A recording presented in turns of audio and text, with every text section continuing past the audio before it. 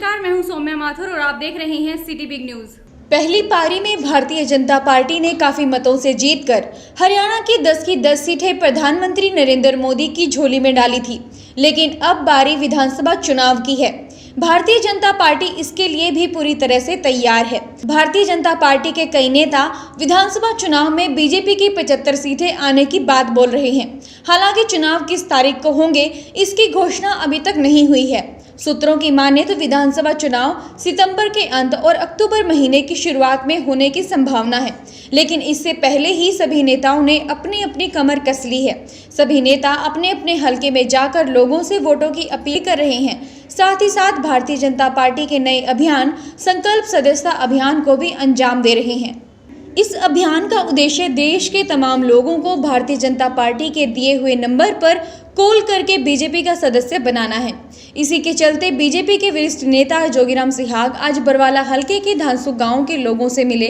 लोगों से मिलने के दौरान उन्होंने लोगों की समस्याएं तो जानी, साथ ही साथ संकल्प सदस्यता अभियान के दौरान लोगों से उनके फोन पर बीजेपी के नंबर पर कॉल करवाकर उन्हें भारतीय जनता पार्टी का सदस्य भी बनाया। सिटी बिग न्यूज के साथ खास बातचीत में भारतीय जनता पार्टी के वरिष्ठ नेता जोगीराम सिहाग का कहना है कि चौधरी देवीलाल के समय 85 सीटें आई थी, लेकिन अब की बार उन्हें उम्मीद ही नहीं बल्कि पूरा विश्वास है कि हरियाणा में भारतीय जनता पार्टी की 90 की 90 सीटें आएंगी। बरवाला से पूर्व विधायक रामनिवास घोडेला व वर्तमान विधायक वेद नारंग पर जोगीराम सिहाग ने तीखे प्रहार किए। आइए आपको सुनवाते हैं जोगीराम सिहाग की सिटी बिग न्यूज के साथ खास बातचीत।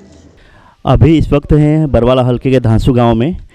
भारतीय जनता पार्टी के वरिष्ठ नेता जोगीराम सिहाग सदस्यता अभियान को लेकर अलग अलग गांवों का दौरा कर रहे हैं और लोगों को भारतीय जनता पार्टी से जोड़ने का काम कर रहे हैं। इस वक्त हमारे साथ है जोगीराम सिहाग। आइए जानते हैं इस गांव में किस तरह का अभियान को लेकर किस तरह का कार्य चल रहा है। जोगीराम जी, सिटी न्यूज़ में स्वागत है आपका। धन्यवाद। जैसे आज धांसू गाँव में आपने लोगों को भारतीय जनता पार्टी से जोड़ने का काम किया है, अभी तक कितने गाँव आपने कर चुके हैं और किस तरह का लोगों का पब्लिक का वो है? जब से ये सदस्यता अभियान चला हमारा, आज ये मेरा तीसरा गांव है। हर रोज़ एक गांव में जाता हूँ इसी तरह, और जो भारतीय जनता पार्टी की विचारधारा के जो लोग हैं उनको इकट्ठा करते हैं या उनके पास घर घर जाते हैं। जैसे अभी शुरू करेंगे हम, तो उसमें जाकर हम सबको भारतीय जनता पार्टी नीतियाँ बताते हैं और उन नीतियों से सहमत करते हैं। उसके बाद जो है उसका डायल करवाते हैं नंबर, जो भारतीय जनता पार्टी के सदस्यता अभियान का सदस्य बनने के लिए 2 नंबर हैं, 1 89 80 80 80, 1 89 807 89 807। इन दोनों नंबरों पर जैसा भी उनके पास सेट है मोबाइल का, उस हिसाब से डायल करवा कर हम भारतीय जनता पार्टी का साधारण सदस्य बनाने का कार्य करते हैं। जैसे विधानसभा चुनाव नज़दीक है, विधानसभा चुनाव को लेके जो अब अभियान आप चला रहे हैं, क्या उसी का एक हिस्सा है? हाँ, ये भी चुनाव का एक हिस्सा है। सदस्यता अभियान भी है जो हमारा पार्टी का हर 3 साल में चलता है। जो सदस्य हमारे जो बनाए जाते हैं, एक्टिव जो सदस्य होते हैं, सक्रिय सदस्य जिसको बोलते हैं, वो 3 साल के लिए होता है और साधारण सदस्य 6 साल के लिए होता है। पार्टी का एक नियम है, उसके हिसाब से हर 3 साल में चुनाव होते हैं। और भारतीय जनता पार्टी का जो चुनाव की प्रक्रिया है वो सदस्यता अभियान से शुरू हो गए। बूथ का गठन होता है, बूथ के बाद जो है मंडलों का गठन होता है, मंडलों के बाद जिले का होता है, जिले के बाद प्रदेश का होता है और प्रदेश के बाद राष्ट्रीय अध्यक्ष का चुनाव होता है। वो भारतीय जनता पार्टी के पीछे 3 साल पूरे हो चुके हैं। 12 तारीख से सदस्यता अभियान शुरू हो गया है और ये 8 अगस्त तक चलेगा। फिर उसके बाद चुनाव की प्रक्रिया शुरू हो जाएगी। इसलिए दोनों चीज़ें एक साथ चलती हैं। चुनाव की प्रक्रिया भी चलती रहेगी और पार्टी का सदस्यता अभियान भी चलता रहेगा। ये दोनों को लेकर मैं बरवाला हलके का जो है गाँव टू गाँव दौरा कर रहा हूँ। जैसे आपको क्या लगता है चुनाव कब तक होने की संभावना आपको दिखाई देती है? चुनाव समय पर होंगे और 10 अक्टूबर के आसपास कभी भी चुनाव हो सकता है। तो इस बार आपकी तैयारी कैसी है बरवाला हलके को लेके? जैसे आप भी लाइन में हो यहाँ पे भारतीय जनता पार्टी के टिकट की लाइन में, तो आपको क्या लगता है इस बार पार्टी आपके ऊपर तैयार है गेम खेलने को? हाँ, मुझे तो पूरा विश्वास है पार्टी का नेतृत्व पर कि इस बार जो है मुझे अवश्य मौका मिलेगा और इस हलके की सेवा करने का मौका जब मिलेगा तो हमारे हलके के अंदर बरवाड़ा में जितने भी काम पेंडिंग होंगे या आने वाले समय में ज़रूरी होंगे उनके ऊपर फोकस किया जाएगा। जैसे पिछले दिनों बरवाला हलके ने बहुत सारे यहाँ से नेता रहे हैं, जैसे जयप्रकाश जी रहे हैं, उसके बाद उनके भाई रणधीर सिंह रहे हैं, यहाँ से अपने रामनिवास घोडेला, वेद नारंग जी हैं। तो आपको क्या लगता है उन नेताओं और आप में, और आप बरवाला हल्के के लिए मेन क्या कार्य कर रहे हैं? अब तक बरवाला बिछड़ता रहा है इन चीज़ों से, उसके लेके। सबसे पहले तो मैं ये बता दूं कि एक वेद नारायण को छोड़ के कोई भी बरवाड़ा हल्के का नहीं था, और ना ही बरवाड़ा हल्के में रहता था, ना बरवाड़ा हल्के की उन्होंने सूद ली। आज तक जितने भी एमएलए बने हैं वो बनने के लिए तो बरवाड़ा में आते थे, लेकिन काम करने के लिए कोई भी नहीं आया। और वेद नारायण है, बना तो दिया, स्थानीय भी है, लेकिन वो कभी घर से बाहर नहीं निकला। उसको बरवाड़ा शहर में तो पूरे में कहा जानेंगे, गांव में कोई नहीं जानता उनको। जैसे बरवाला में मेन समस्या सफाई को लेके, पानी को लेके, किसान के लिए उस चीज़ को लेके, बिजली को लेके, इस तरह की समस्या है। अगर आप यहाँ से, आपको भारतीय जनता पार्टी आपको यहाँ टिकट देती है, आप जीतते हैं, तो किस तरह के आपके कार्य होंगे बरवाला हल्के को लेके? बरवाला हल्के आपको मैं बता दूँ, पिछले 5 साल से भारतीय जनता पार्टी की सरकार है, और 2 साल पहले मैं हरियाणा सरकार में चेयरमैन बना था। आप बरवाड़ा शहर की समस्या देखते हो, बरवाड़ा शहर से बाहर हिसार मिल गेट की भी समस्याएं हैं, उनको कोई उठाता नहीं है। गांव की भी समस्याएं हैं, उनको भी कोई नहीं उठाता है। सभी बरवाड़ा शहर की समस्याएं देखते हैं।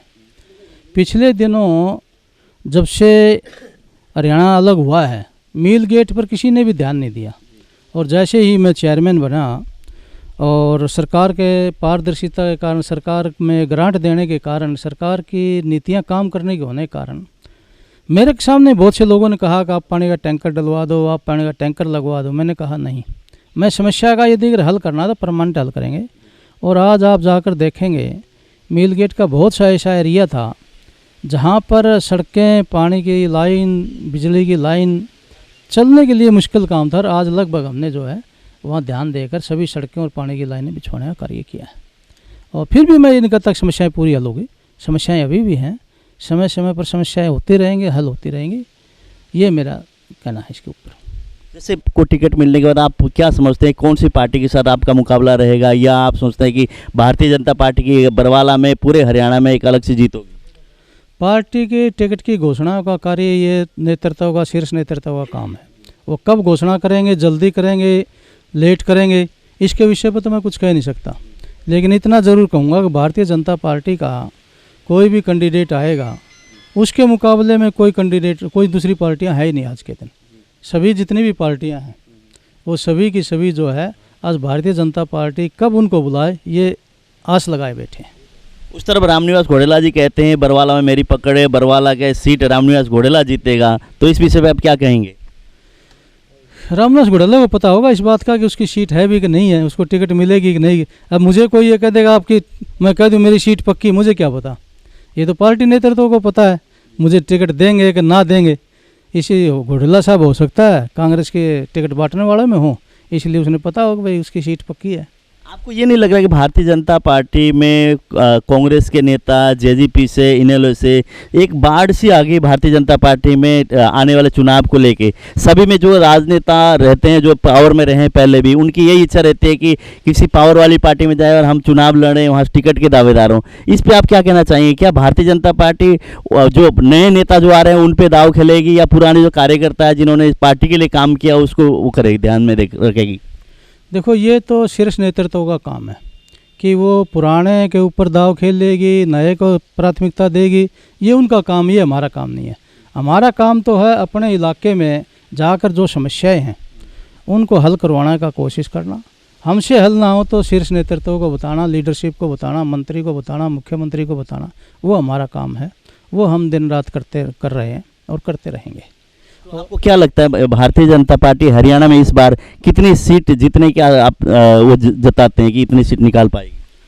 आज के दिन तो ये लगता है कि हम मतलब जो है जिस तरह से 1987 में देवीलाल ने 85 सीटों का रिकॉर्ड था, उसको हम 100% क्रॉस करेंगे। आज स्थिति है। तो आप सिटी बिग न्यूज़ के माध्यम से आपकी बरवाला हल्के की जनता को क्या कहना चाहेंगे?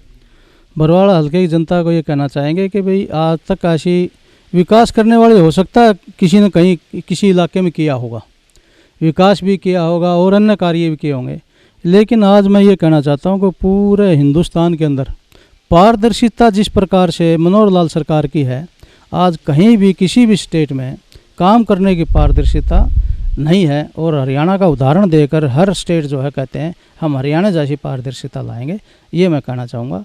और ये कहना चाहूँगा कि आने वाले समय में जिस प्रकार से लोकसभा में 10 की 10 सीटें देकर श्रीमान नरेंद्र मोदी जी को इस देश का रखवाला दोबारा से बनवाया, उसी प्रकार से हरियाणा के अंदर भी पूर्ण बहुमत 85 पार करके जो भी विधानसभा रह जाएगी वो अपना विकास ये समझना कम होएगा, विकास तो होएगा लेकिन वो कम करवा पाएंगे उसका प्रतिनिधित्व सरकार का ना होने की वजह से।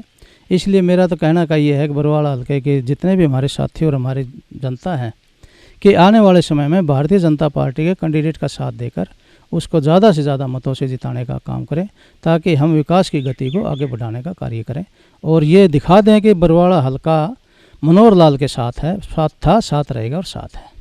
सिटी बिग न्यूज़ में समय देने के लिए बहुत बहुत धन्यवाद। Thank you. शहर भर की तमाम खबरों की जानकारी के लिए जुड़े रहिए सिटी बिग न्यूज़ के साथ और मुझे दीजिए इजाज़त। नमस्कार।